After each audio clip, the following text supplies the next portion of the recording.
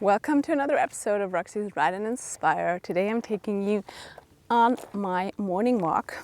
It's a beautiful day here at the Costa Blanca, and I want to talk about a topic that keeps coming up, and it's the difference between men and women when mountain biking.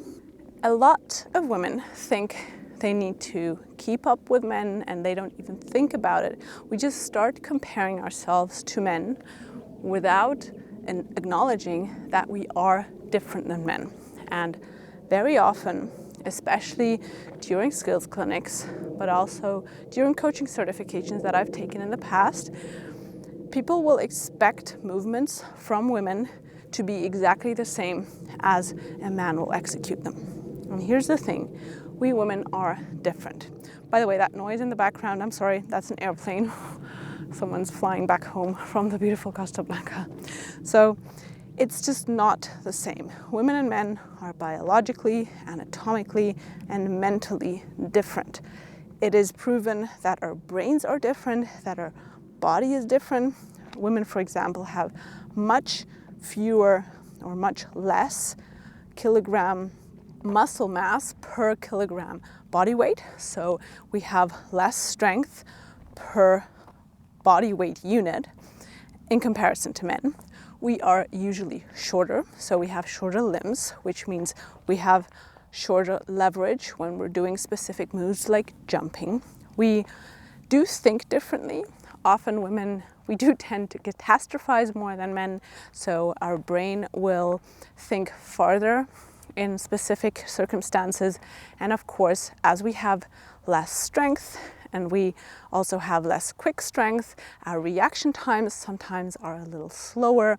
Our body and our brain will keep us safe earlier than, as in our brain will warn us earlier than a male brain may start to warn, so we will start to feel fearful earlier. I've also talked about this in an earlier episode where I said that biologically women are more the gatherers and men are more the hunters.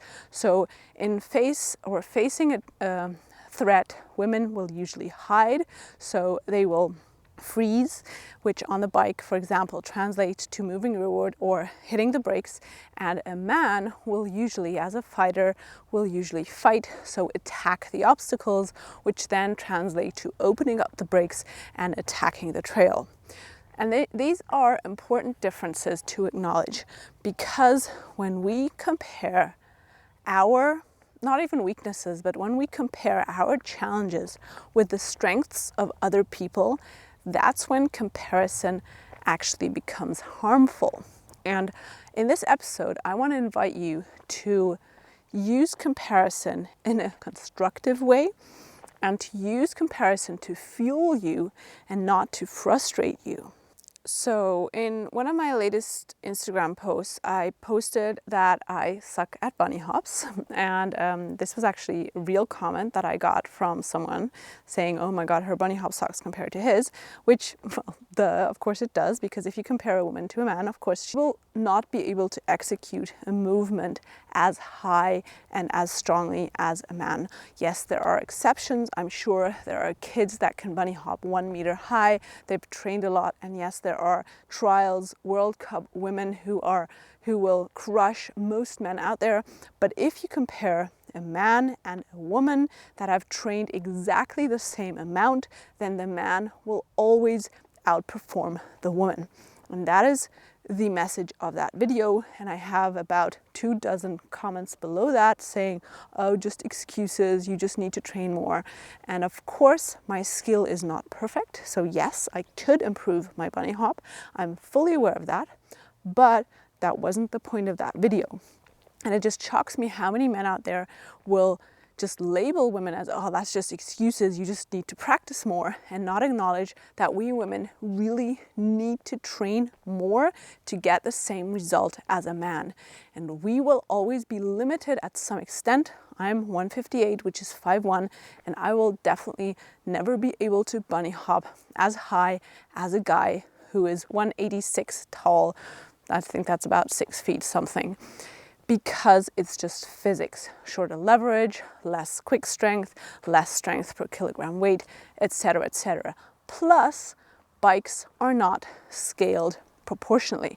So even in my smallest frame I have, my chainstay length is the same as it is in a medium frame. So of course for someone who is 10 or 15 centimeters taller, if he has or she has the same chainstay length, for her or him, the moves will be easier. So a shorter, petite lady will always face more challenges than a very tall and strong guy. And these are physical and anatomical facts. And I just wish generally people would show more empathy for each other versus labeling others as excuses and just work more, and would put themselves into the shoes of that other person, because it frustrates people, especially women, that I've heard it so many times that people or guys will tell their women, oh, it's easy, just move back and the front wheel will come up. Well, yeah, if you're 2 meters tall, then just moving back will get you into manual. If you're 158 like I am, then no, it's not going to work. And this is the point. There's some joggers jogging past, so you may hear them. This is a point that will frustrate many women out there, and that's why I want to bring into the world that please don't listen to generic tips. Listen to your body, find what works for you, and find a professional coach who will find what works for you, and who doesn't just give you generic tips that he read in a textbook and he got from one coach certification or even no coaching certification, and just based on his or her own experience. Look for a coach who will adapt the coaching cues to you personally, and who will allow you the time and repetition to actually make progress. So if you think that you're unable to execute a move, then maybe the cues you've been getting or the YouTube videos you've been watching weren't tailored to you. So maybe the movement patterns you're trying to execute, maybe your body just cannot execute them. And that's something I want to bring into the world to really promote self-empathy, but also empathy for other people. Everyone is different and everyone needs a different approach. So here are 3 steps that I would like to give you, or 3 tips for healthy comparison. So using comparison to fuel you versus to frustrate you. The first one is check your mental state before comparing, because research shows that upward comparison during a depressive episode, or when we generally don't feel good about ourselves, can trigger a negative spiral. So wait until you're in a better headspace before you engage with other people's success stories. And if you notice that you're in that negative spiral, then I use a stop buzzer. So I really imagine in my head that I have this huge buzzer where it says stop, and I will smack it with my head and it will go bzzz. And this way I will always remind me, you're using comparison in a way that triggers envy, and that's not serving you. And now I will focus on something else, come back to that, and try to use that comparison in the future to trigger motivation versus envy. The second tip is practice active gratitude. I know I've said this before, but for me, gratitude has been the game changer in my life. Every time I notice that I start comparing myself with someone and I start feeling envy or start feeling bad about myself, I will flip the switch. And also here I have a little switch in my head that I call the gratitude switch, and I will flip it down, click, and then I will focus on one thing that I'm grateful about myself. Like, I'm grateful that I can walk today because my legs and feet are healthy and I'm not lying in bed and I'm ill. In this way, that gratitude, this is also neuroscientifically proven that gratitude releases a whole set of feel-good hormones in your brain that will then be able to change that focus, and then maybe it will also bring you in a positive headspace to then reframe that envy into positive motivation. And the third one is really remember that incomplete picture. Everyone is struggling with something and everyone has a different background. As I said, men and women are different. Yes, it is harder for us women to learn many moves. This is a fact. It's a physical fact and it's an anatomical fact, and also based on our as I said, brain science, we think differently, we sometimes get more in our way. That's okay, it is the way it is, but it's gonna be what you make of it. And changing that and knowing that that unhealthy comparison is not gonna serve you, that really helps, for me at least, it helps me changing the way I look at things. So one thing is really that I stopped comparing myself to men in an unrealistic way, but I started using it as a fuel. And I said, okay, wow, what can I do to become my best version of what he's doing? And then I will go out and practice and see his moves as an inspiration, but not as something that I have to reach, because that may sometimes frustrate me. By the way, if you'd like to work with me, on Saturday we start the Skill Up program, which is a once-a-year opportunity to work with me with live webinars and weekly skill drills, also including mobility, mental training, strength, and coordination drills that you can do right on your doorstep and also in your living room. I would love to see you at the webinars and love to hear about your progress, because the Skill Up Challenge, we did it last year. It was so amazing to see how so many riders really went into the positive mindset and that positive headspace of comparing positively, and how they found a practice habit that really serves them well. So don't miss it. And the next thing that I will do, back to the topic, is that I will get specific about what I envy when I go into that negative spiral. So I will do this in a written form. I have a little text, well, not a textbook, but like a little notebook for it. It's my envy notebook, and I will list there what exactly triggers my envy, and I use this information to identify my true goals and aspirations, and also I will use it to identify what I'm currently not looking at. So what am I currently dismissing in my busy lifestyle? What are the goals and wishes and desires that I've been ignoring? And because very often envy will actually be that signpost, just like fear is a signpost, envy is a signpost. Negative emotions in general are always just a signpost directing you into a direction that you're currently dismissing. So when I'm out, this happens to me a lot when I'm training with Bernie, who is an amazing rider, and he has a very different background than I do. So he will learn much faster, he will hop much higher, and he will just generally be much better at everything on the bike than I am. And sometimes I go down that negative spiral, but then I say, okay, now what is it actually telling me? What's on that billboard? And then I will remind myself that it's an unfair comparison, and this will help me use that envy as a fuel versus as a trigger or something that demotivates me. Another point actually that I really want to address is, this is again coming back to the comparison that is not fair, is, as I said, Bernie has a very different background. Bernie used to skateboard and snowboard on a semi-pro level. So he has amazing coordination, anticipation, and all those coordinative skills that I've already made a YouTube video about. I'm going to be linking it below. He is excellent at them. I used to dance. Yes, I danced ballet for many years, so I'm much better at different skills, but I'm really not good at the coordinative skills he's good at. So I have a bad anticipation, and I don't have so much quick strength. So for me, some skills will feel very hard that are super easy for him to learn. He will look at it, and with him, he will try it like 2 or 3 times. He will just get it. It will just click. I will look at it and I will be like, what the heck? How did that even work? This is magic. And then, of course, sometimes I go down that negative spiral. I compare myself, and then I use the techniques that I've just shared with you to get back into that positive spiral and say, okay, how can I train my coordination? Which of the coordinative skills am I missing? How can I improve them? And then I will notice that on the bike.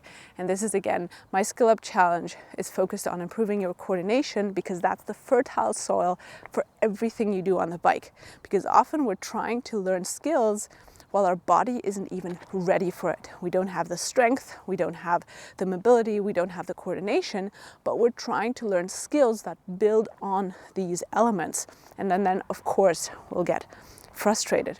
And that's why I designed the Skill Up Challenge, which is starting on Saturday, to improve exactly these things, because I know that these are the things that we adult bikers really need to feel safe and have more fun on the trails and to improve faster on our mountain bike. Oh, and I just remembered one more thing where we women are more challenged than men, and that is that we don't only generally have less strength, we also have much less core strength. And core strength is so essential for mountain biking, because basically everything that we do when we want to stay balanced out on the trails, when we have a lot of core strength, it all comes together. It's basically maybe the element that connects our legs to our upper body is our core. Think about it. So if you're not stable in your core, you can't stay stable through the feet, and then the bike is going to be throwing you around, and then you're going to rely on the bike for stability versus giving the bike stability through yourself. This is an amazing, amazing line that I heard from Dr. Liz Cook last week in my podcast. In case you missed it, I'm going to link the episode below. And that is something that we women really need to work on, which is also why strength is part of my Skill Up Challenge. And I really recommend that if you're a lady mountain biker, especially if you're aged 40 plus, that you start working on your core strength, because it's going to be so ride changing. And also upper body strength, because strength really makes a lot of things easier. And many men will muscle through specific sections, and then we will be like, oh my God, he's riding so much better than I am. But let me tell you something, this is like a secret when I've been working with so many couples, and I can tell you that when couples come to me and ask me for like private coaching, then even if he will be riding more than her, that actually his skills are often more flawed than hers, but he just has the muscle to muscle through it. Of course, there are exceptions to this. I'm not saying men are generally not as good riders as women, but this is when I'm working with couples that most of the time, like seriously, the majority of the time, their technique will, like his technique will not be much better than hers or not be better at all, but he will ride more, he will survive more of the trail because he has more strength to muscle through it. He will hold on to the bike, he will survive the trail and think, oh great, I'm doing good.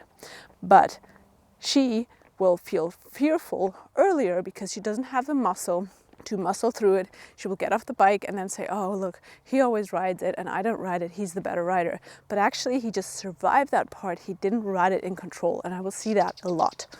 Again, this is not general, and I'm not saying men aren't as good as women or anything. This is just my experience that we women, because we don't have as much strength, we will hit the brakes, get off our bikes much earlier than many men, and men can mask their technique errors with strength for longer. So I hope this episode encouraged you to get outside and practice, ladies, and to really compare in a positive, healthy way, and also hopefully men to show women more empathy, to stop saying it's easy, just pull up or just move back, because for us it's not easy. And if you want to work with me with my Skill Up program, don't miss it. We start on Saturday. This is really a ride-changing event where we combine strength, mindset, mobility, coordination, and of course skills with live webinars and Q&As. You can ask me anything you want during those Q&As, and it's so much fun, and it's super, super, super easy to build up on your doorstep and in your living room to get into a practice routine, which will, I guarantee you, bring you long-term success on the bike, no matter your age and no matter your gender. Much love. Thanks for being with me till the end. I'm Roxy.